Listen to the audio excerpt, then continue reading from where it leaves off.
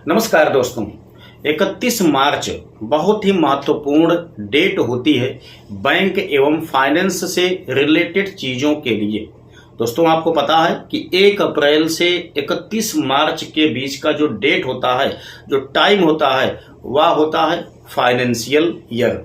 वो भी दोस्तों 2025 का जो लास्ट डेट है फाइनेंशियल ईयर का, यानी कि 31 मार्च, ये बहुत ज़्यादा अहम है आप सभी लोगों के लिए। क्योंकि दोस्तों आप निश्चित है कि अपना यूपीआई चलाते होंगे, चाहे फोन पे, गूगल पे, कोई सा भी, पेटीएम इत्यादि, ठीक है ना। तो आपके लिए ये वीडियो देखना बेहद इंपॉर्टेंट है, क्योंकि दोस्तों ट्राई की तरफ से भी कुछ अहम फैसला लिया गया है, साथ ही साथ टेलीकॉम कंपनियों की तरफ से भी कुछ अहम फैसला लिया गया है। इसके साथ ही दोस्तों इन सारी चीज़ों को ऑपरेट करने वाली संस्था, जिसे हम कहते हैं NPCI, national payment corporation of India, उसकी तरफ से भी एक महत्वपूर्ण डिसीजन यहां पर लिया गया है। तो आइए समझते हैं कि यह डेट क्यों इतना ज्यादा इंपॉर्टेंट है, 31 मार्च। दोस्तों एक चीज को आप सबसे पहले समझने की कोशिश कीजिए। यदि आप फोन पे, गूगल पे, पेटीएम इत्यादि कोई सा भी यूपीआई आईडी चलाते होंगे, तो आपको पता है कि यूपीआई आईडी चलाने के लिए आपका जो मोबाइल नंबर है वो आपके अकाउंट से लिंक होना आवश्यक है, ठीक है।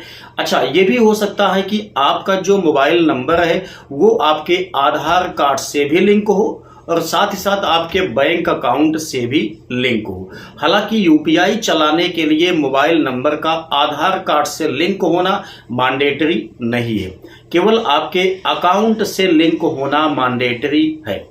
दोस्तों यहाँ पर टेलीकॉम कंपनियों की तरफ से एक डिसीजन ये लिया जाता है, जो कि आप सभी लोगों को पता होगा, कि अगर 3 महीने तक मतलब सिम को रिचार्ज ना किया जाए तो 3 महीने के बाद उस सिम को बंद कर सकती हैं, ऐसा अथॉरिटी उनको मिल चुकी है। लेकिन 3 महीने के बाद डायरेक्टली यहां पर बंद नहीं किया जाता है, बल्कि कम से कम 4 महीने, 5 महीने, 6 महीने का टाइम ले लिया जाता है। अच्छा, जब सिम आपकी क्लोज हो जाती है दोस्तों, तो उसी नंबर की दूसरी सिम भी टेलीकॉम कंपनियां इशू कर देती हैं। अब बस यहीं पे बात को आप समझने की कोशिश कीजिए।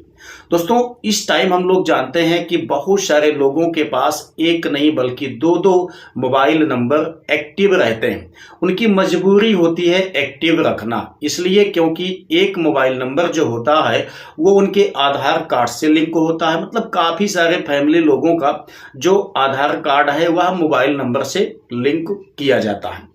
साथ ही साथ अकाउंट को भी मोबाइल नंबर से लिंक किया जाता है, ठीक है। और एक नंबर लोग वैसे रखते हैं, जैसे कि मान लेते हैं आसपास में कुछ शॉप खुलती हैं जहां पे कि विशेष टाइप के ऑफर प्रोवाइड किए जाते हैं कि आप सिम ले लीजिए, फ्री में आपको सिम मिलेगी, या 10-20 रुपए की आपको सिम मिलेगी, 2 महीना 3 महीना के लिए आपको डाटा मिल जाएगा, आपका फ्री आप कॉलिंग मिल जाएगी। तो ऐसे लालच में लोग क्या काम करते हैं कि दूसरी वाली सिम भी परचेज कर लेते हैं, ठीक है। लेकिन यहां पे बात को समझने की आवश्यकता है कि दोनों सिम, यानी कि किसी व्यक्ति के पास 2 सिम या 3 सिम होती है, तो सारी सिम में दोस्तों रिचार्ज मंथली ना करवा पाने के कारण कोई ना कोई एक मोबाइल फोन जो होता है वह सिर्फ कहने का मतलब कि काम चलाने के वास्ते ही उनके पास अवेलेबल रह जाता है। और ये संभवतः वही नंबर होता है जिससे यूपीआई चलाया जाता है या जिससे आधार कार्ड लिंक होता है, क्योंकि ओटीपी लेना होता है उनमें, ठीक है। इसलिए लोग उसी नंबर को किसी तरीके से चलाने की कोशिश करते हैं। कॉलिंग के लिए ज्यादा उस नंबर का यूज नहीं करते हैं। कॉलिंग के लिए कोई पर्सनल नंबर, जैसे मैंने आपको बताया, कोई नंबर ले लेते हैं, उसी का यूज करते हैं। लेकिन दोस्तों अब आप समझिए बात को, यदि आपका कोई नंबर पड़ा हुआ है जो आपके आधार कार्ड से लिंक है, या आपने उसको सिर्फ अकाउंट में लिंक करवाया है और आपने उससे यूपीआई बनाया है, आप यूपीआई का यूज करते हैं, ठीक है। अगर दोस्तों आपका नंबर 3 महीने तक रिचार्ज नहीं किया जाता है तो बंद कर दिया जाता है कंपनी की तरफ से। बंद होने के बाद अगर वह नंबर इशू फिर से कर दिया गया किसी दूसरे व्यक्ति के लिए, ठीक है, तो जब वह व्यक्ति उसी नंबर से यूपीआई बनाएगा तो क्या होगा, आपके द्वारा जो लिंक किया गया अकाउंट है वो भी दोस्तों वहां पे शो हो जाता है।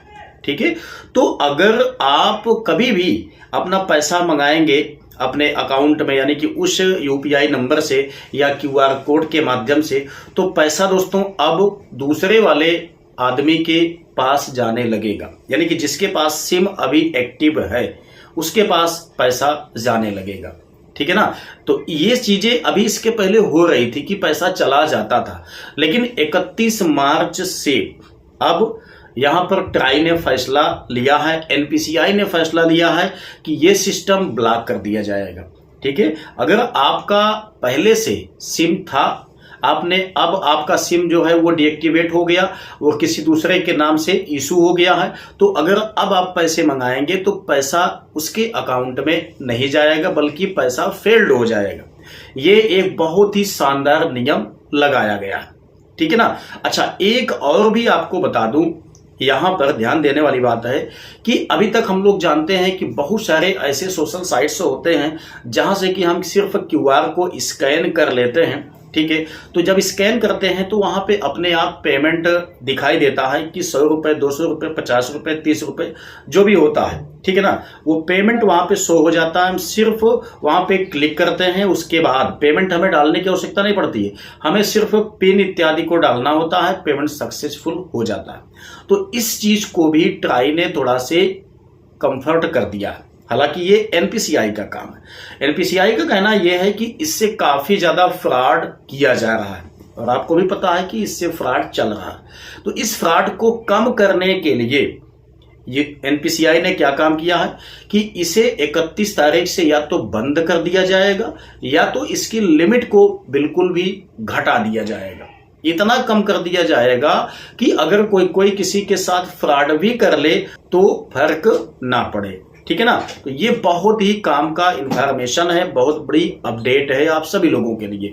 तो ध्यान रखिए, अगर आप किसी सिम से अपना यूपीआई चलाते हैं, अगर आप अपना आधार नंबर ऐड किए हुए हैं तो उसे आप 3 महीने के अंतराल के अंदर ही किसी भी टाइम आप रिचार्ज करवाते रहिए, नहीं तो आपका सिम डीएक्टिवेट हो जाएगा, उसके बाद किसी दूसरे के नाम स्टार्ट हो जाएगा, फिर आप उसे पुनः स्टार्ट नहीं करवा पाएंगे और इससे आपको काफी बड़ी दिक्कत भी झेलनी पड़ेगी, क्योंकि आपका आधार भी उसी से लिंक है, आपका अकाउंट भी उसी से लिंक है। लेकिन हाँ, इस अपडेट से एक चीज तो बिल्कुल श्योर हो जाता है कि आपके साथ फ्रॉड नहीं हो पाएगा। अभी इसके पहले जो फ्रॉड हो जाता था, लेकिन अब वह फ्रॉड नहीं हो पाएगा। आई होप कि इस अपडेट से आपको काफी कुछ जानने सीखने को मिला होगा। अगर आपको वीडियो पसंद आया है तो लाइक कीजिएगा, अपने दोस्तों के साथ भी इसको शेयर अवश्य कर दीजिएगा। यदि आपको किसी टाइप का कोई डाउट है, कंफ्यूजन है, तो उसके लिए कमेंट बॉक्स खुला है, आप कमेंट बॉक्स में टाइप अवश्य करना। तो चलिए मिलते हैं नेक्स्ट वीडियो में नई जानकारी के साथ, तब तक के लिए जय हिंद।